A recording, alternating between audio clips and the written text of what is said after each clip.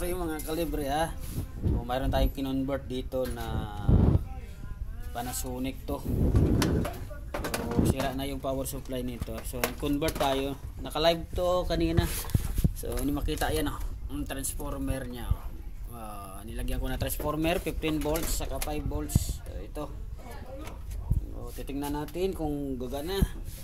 So isaksak muna natin to mga kalibre. Ito, i-on natin.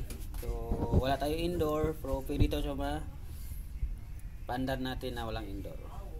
Yan. Yung pumitik ang relay. Pumitik relay. Yan, nandar ang compressor.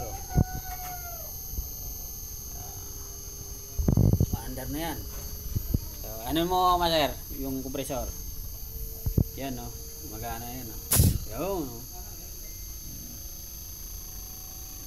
Yan, oh. Yun lang mag-check magpaandar ng outdoor na walang indoor sa Panasonic lang.